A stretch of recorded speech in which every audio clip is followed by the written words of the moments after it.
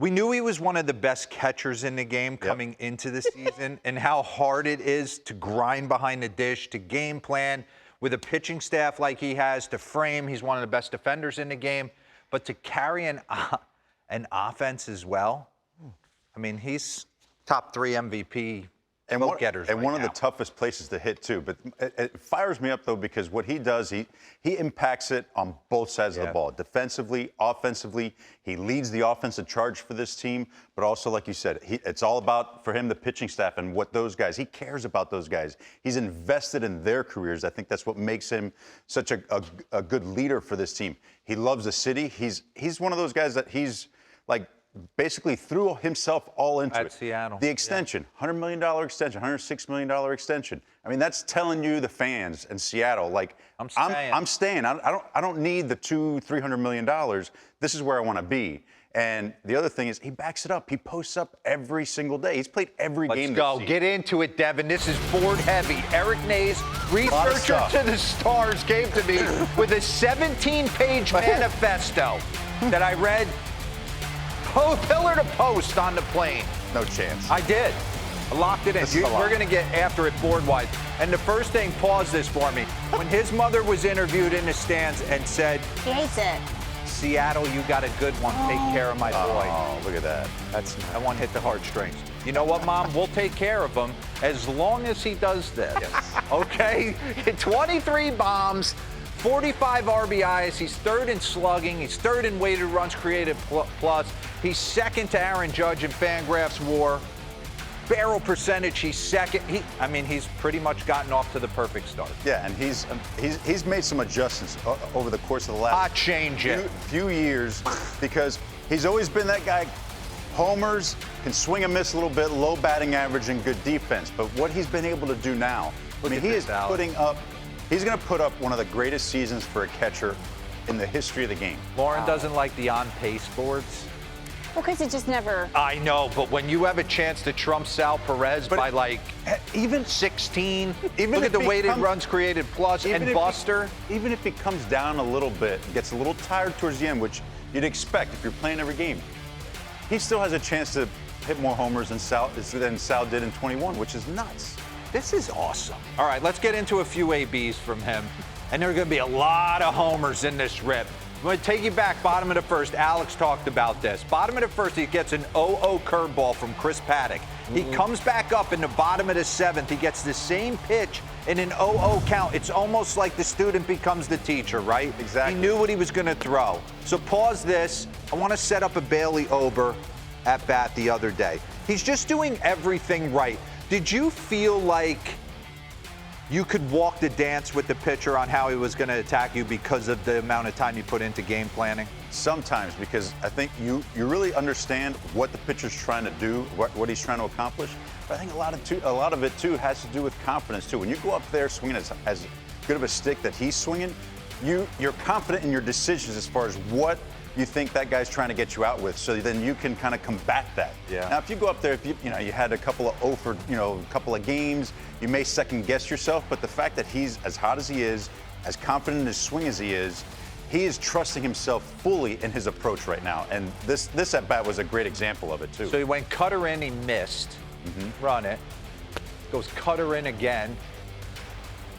Oh, two-seamer away. He was ready for that. He was ready for that pitch in again. Now, show me changeup right here. After that pitch right there, what do you think is coming?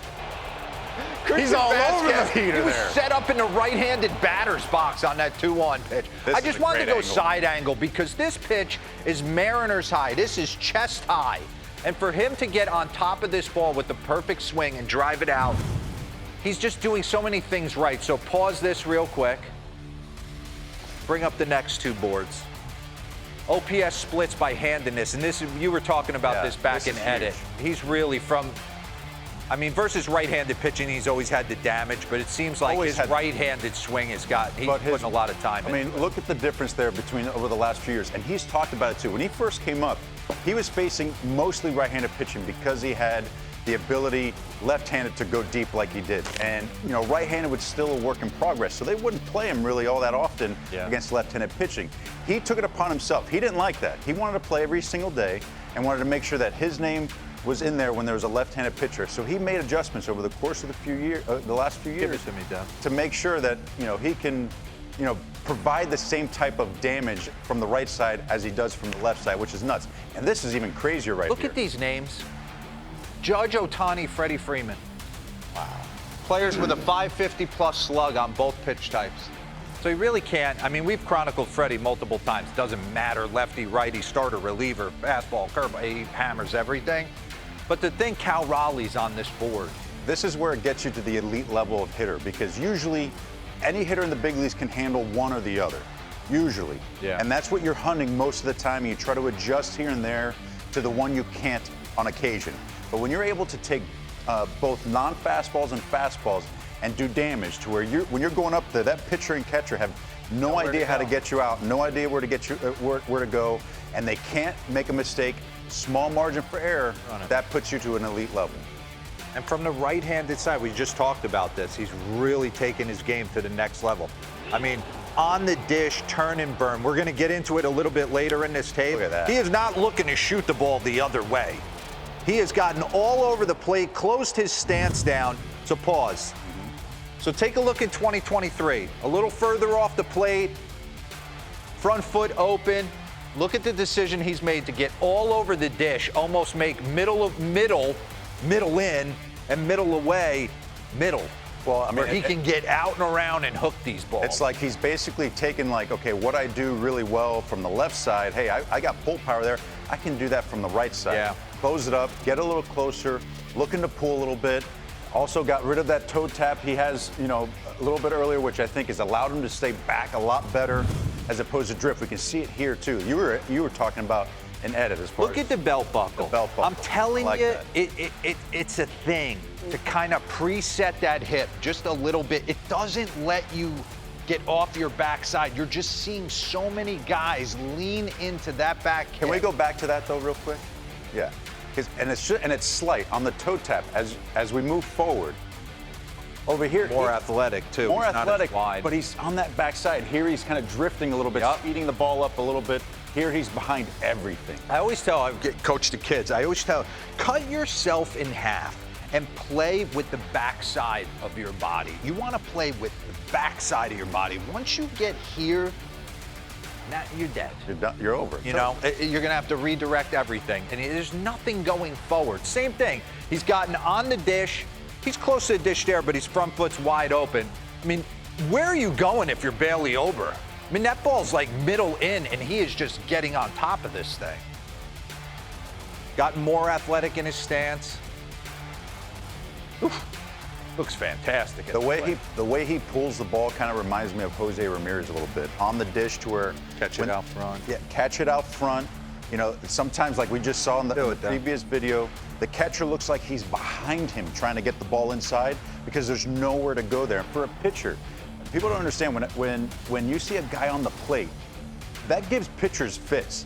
A little bit of anxiety too. When you see a guy on the plate and you're trying to go in on him, there's not you don't have any room there. There's not a lot of room there. So visually, it's tough to be able to execute when you're trying to go inside on a guy like that. Here's the batting stance metrics as a right-handed hitter.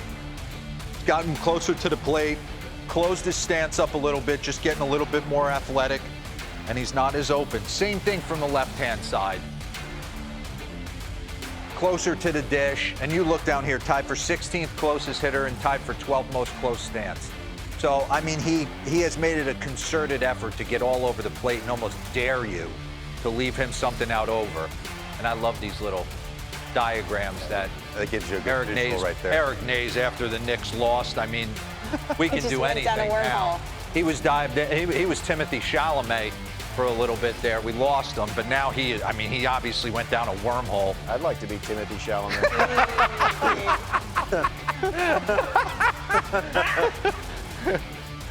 All right, give me the video. We'll get back into it. Two more things. And like we said, he's all over the plate. He's hit one or two balls to dead center. I love that. I mean, right there, run that back. I mean, this isn't a terrible pitch from Eovaldi. He's trying to go down and away with this pitch, this split.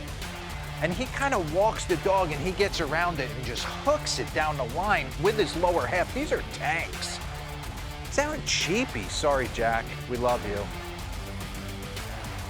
So pause this real quick. I know we got a couple more boards. Look at the batted ball profile. Just pull in the air. Just look. Ground ball rate, he's last. He does not hit a ball on the ground. Boom. Pull air, 40.3% of the time, he's first. So he doesn't hit a ball on the ground, he's pulling everything in the air. So he is, I'm going to catch, I'm going to throw, I'm going to frame, and I am going to lean on something and try and go deep. Highest slug on pulled batted balls. It's working for him. The other big thing, too, though, like what you've seen as far as adjustments in his approach, he ain't chasing as much either. Yes. That's the other thing, too, that he's giving himself more opportunities, because he's not going outside the zone, not swinging as much. His walk rate has jumped up a bit because of that. He's just getting, he's just becoming much more smarter hitter. Yeah, it doesn't overall look like he's just like throwing his front shoulder. I mean, he's staying through those balls. Those last three right there, they're all ambush 0-0 counts. Highest slug on first pitches this season. It's Aaron. I mean, it's crazy. It's really a lot of boards that we looked at with Nays. It's Aaron Judge and Cal Raleigh. Well, I mean, if it wasn't for the year that Aaron's having, I mean, he's a front runner for the MVP. I mean, he is now, but I mean, does he overtake Judge if he stays on that pace? Don't you dare. I don't think so either. But sorry, Cal. The fact that I love you, but the fact that a catcher is doing that. I know. And he's doing it behind the plate with elite defense as well. I mean, he's rarefied air right now.